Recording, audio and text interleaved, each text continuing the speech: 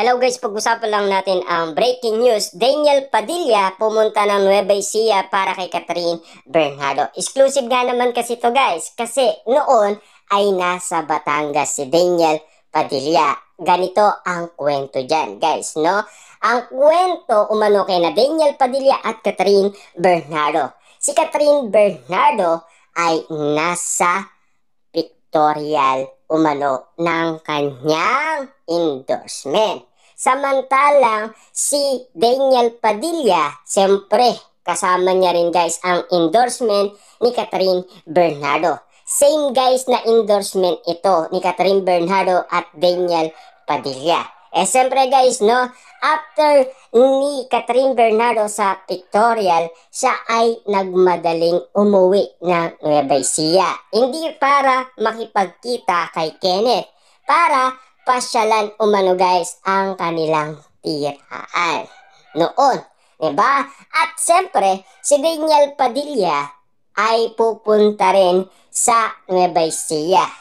Papaano naman? Siyempre guys, para suportaan niya ang kanyang ama na umaabol sa politika. Siyempre guys, nung araw na pupunta na doon si Daniel Padilla, siya ay pumunta muna kay Catherine Bernardo. Kasi alam naman natin guys, no, meron kasi nag-update kay Daniel Padilla na si Catherine Bernardo ganito, nasa ano siya, alam niyo na siguro guys, no, kasi meron nagtutulay sa kanila para at least malaman ni Daniel Padilla kung saan na si Catherine Bernardo. Dahil nga naman guys nalaman ni Daniel Padilla na nasa Nueva Ecija si Catherine Bernardo, ginulat niya si Catherine Bernardo. Kita niyo naman guys, nagulat itong si Catherine Bernardo dahil sa bali-balita umano guys na kumakalat na issue na alam naman natin guys, birthday ni Daniel Padilla.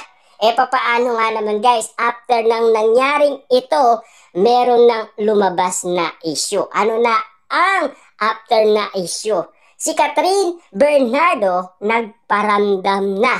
At ano klaseng paramdam ni Catherine Bernardo? Yung mga regalo ni Daniel Padilla ay kinuha niya sa kanilang bahay kasi nasa bodega yon.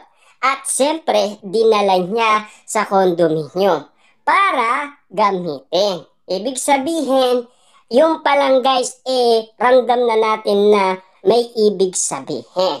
Ibig sabihin ba nito, talagang kinikilig pa rin sila sa isa't isa at in love pa rin sila sa isa't isa. Ibig sabihin, gumagawa na sila ng paraan. At lalong-lalo na guys, siyempre, Daniel Padilla, ganun din ang sitwasyon na ginagawa niya.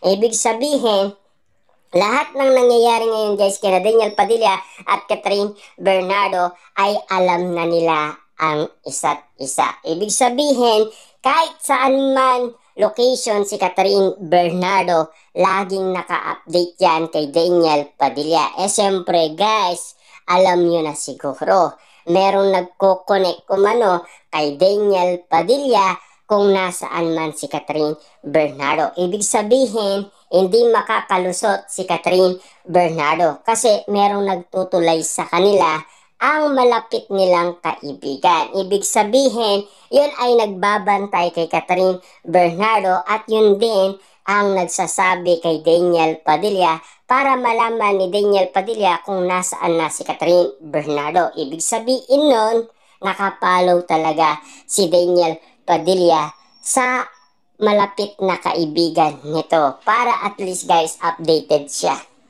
At alam naman natin guys, no, kitang-kita nyo naman siguro, lahat ng mga pangyayaring pinag-uusapan ngayon ay tungkol umano sa malapit na kaibigan ni Daniel Padilla at Catherine Bernardo. Yan kasi guys ang mga issue. Na alam naman natin guys, no, si Daniel Padilla ay pinagkaguluhan sa Nueva Ecija. Noon kasi guys, nakikita ni Daniel Padilla ang maraming tao na siya ay nilalait. Pero nagkaiba na guys, no? Yung lungkot ni Daniel Padilla napalitan ng kasiyahan. At lalong-lalo na guys, nararamdaman muli ni Daniel Padilla na marami talagang umaasa sa kanyang pagbabalik. Siyempre guys, alam naman natin sa pagbabalik ni Daniel Padilla, nakagawa siya ng napakatinding action scene na teleserye na Incognito na marami talaga guys napabilib kay Daniel Padilla, lalong-lalo na guys ang mga kababahihan, siyempre lalong-lalo na guys si Catherine Bernardo. Kaya nga naman guys, lahat ng mga issue at mga pinag-uusapan ngayon, siyempre lahat yan ay may kadahilanan. At siyempre si Daniel Padilla, gumagawa pa rin siya ng paraan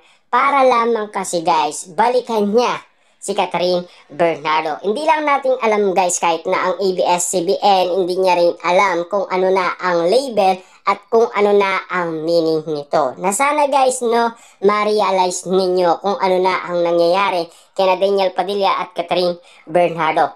Tanging tayo kasi guys, ang iniisip natin dyan, yung sinasabi ni Daniel Padilla at Catherine Bernardo.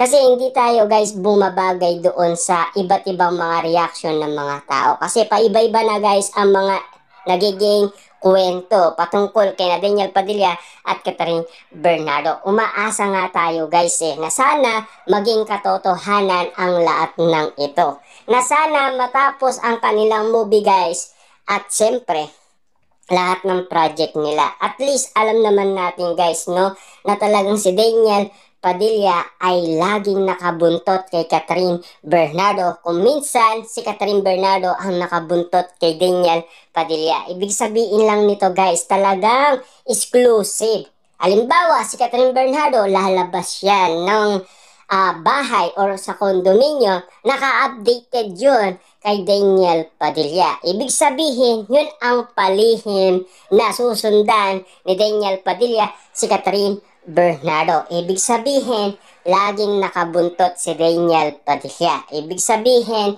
nandoon si Daniel Padilla sa lahat ng mga pangyayari. Ibig sabihin, alam lahat ni Daniel Padilla kung saan pumupunta si Catherine Bernardo. Lagi yan guys updated kay Daniel Padilla. Simula nalaman natin guys, merong nagtutulay sa kanila dahil yun ay close ng Katniel. Kaya nga naman guys, mabilis naging maayos ang setup ni Daniel Padilla at Catherine Bernardo.